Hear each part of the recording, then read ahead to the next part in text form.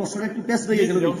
আমার বিষয়টা হলো এখানে হিন্দুদের এই জিনিসটা হলো মূল, তারা বিশ্বাস করে পুনর্জন্মবাদ সম্পর্কে, অর্থাৎ তারা বিশ্বাস করে মৃত্যুর পর তাদের পুনরায় আবার জন্ম হবে। আমার মা বলতো যে বাবা এখন এইভাবে আছিস, পরের জন্য কি হই না হইতো ঠিক নাই। বললাম কিভাবে? যে 84 লক্ষ জুনি ভ্রমণ করার পর হচ্ছে মানব জন্ম। অর্থাৎ আপনাদের যা কিছু দেখেন, উদ্ভিদ বলেন আর প্রাণী বলেন, মানুষ বলেন আর গরু ছাগল যা কিছু বলেন, হিন্দুদের বিশ্বাস হচ্ছে মৃত্যুর পর তারা এগুলো হবে, আবার এগুলো হয়ে আবার মানুষ হবে, এভাবে প্রক্রিয়া চলতে থাকবে। মানে গরু মানুষ হয়ে যাবে, মানুষ গরু হয়ে যাবে, পাপ পুণ্যের ফলাফল অনুযায়ী এভাবে তারা এভাবে চলতে থাকবে। তখন আমি মাকে বললাম, আচ্ছা মা, আমাদের যে নারায়ণগড় গ্রাম, ছোট্ট একটা গ্রাম, এই গ্রামের তো রাস্তাঘাট সবকিছু আমরা চিনি, একটু কষ্ট করে বলো তো আমাদের এলাকার সমস্ত মানুষদেরকে ডাক দিয়ে নিয়ে এসে বলো যে আমাদের গ্রামের মধ্যে কয় কোটি পিঁপড়া আছে। বলে এটা কি বলি, সেটা তো বলা সম্ভব না। তাহলে আমাদের গ্রামে কয় কোটি পিঁপড়া আছে সেটা যদি বলা সম্ভব না হয়, তাহলে আমাদের পূর্বজলা থানায় কয় কোটি পিঁপড়া কেউ বলতে পারবে? তাহলে নেত্রকোনা জেলায় কয় কোটি পিঁপড়া? ময়মনসিংহ বিভাগে, টোটাল বাংলাদেশের মধ্যে, এশিয়া মহাদেশ, গোটা পৃথিবীর মধ্যে অন্য সব উদ্ভিদ প্রাণী বাদ দিলাম, কি পরিমাণ পিঁপড়া আছে দুনিয়ার কোন কুতুবের পক্ষে গণনা করা সম্ভব? তাহলে এত হিন্দু ভাই কবে মরলো যারা সারা পৃথিবীর পিঁপড়া হলো?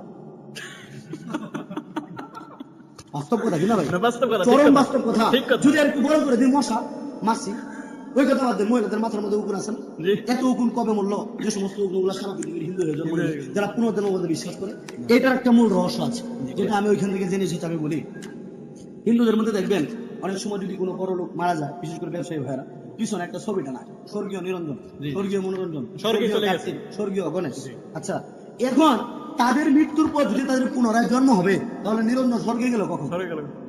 কারণ তাকে আবার পুনরায় জন্ম হওয়ার কথা, তাহলে স্বর্গে কে গেল? আবার সবাই শুধু স্বর্গে গেল এই গ্যারেন্টি দিল, কেউ কেউ তো নরকেও যেতে পারে, যেহেতু পাপ এবং পুণ্য দুইটাই রয়েছে। তাহলে আজ পর্যন্ত কোনো ছবির নিচে লেখা দেখলাম না নরকীয় নিরঞ্জন, নরকীয় কার্তিক, নরকীয় গণেশ, দেখেছেন? তার মানে তারা বিশ্বাস করে স্বর্গেই চলে যাবে। তাহলে স্বর্গ যদি সত্য হয় তাহলে পুনর্জন্মবাদ মিথ্যা, আর যদি পুনর্জন্মবাদ সত্য হয় তাহলে স্বর্গ নরক মিথ্যা। এখন দেখেন এই ব্যাপারে হিন্দুদের যে একটা দুর্গাপূজার ইতিহাস আছে, ওইটা যখন আমি হিন্দু থাকতে পড়তাম তখন আমার কাছে কিছুটা হাস্যকর লাগতো। কেন?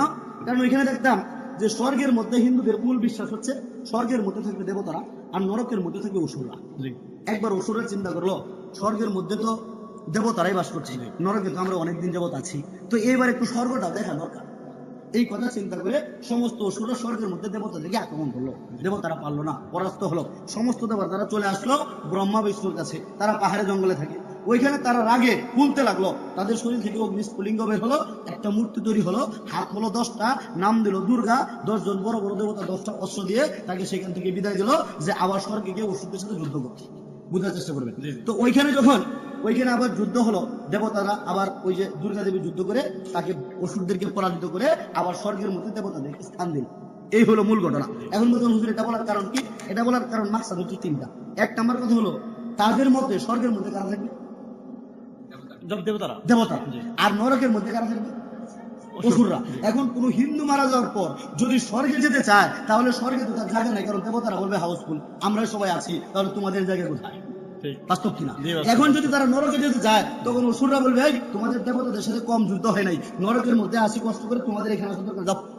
তার মানে হিন্দু মরার পর স্বর্গেও যেতে পারবে না, আবার নরকেও যেতে পারবে না, দুইটাই কি আটকা। আবার পুনর্জন্মবাদ জিনিসটা যদি সামান্যতম কারো, অনেক শিক্ষিত হিন্দু ভাইরা আছে, আমি তাদেরকে বলবো বিষয়টা নিয়ে রিসার্চ করার জন্য, যে পুনর্জন্মবাদ একটা বিষয়, এটা তো বাস্তব হতেই পারে না। এই যে একটা মশা মাছি, এইগুলা কথা চিন্তা করেন।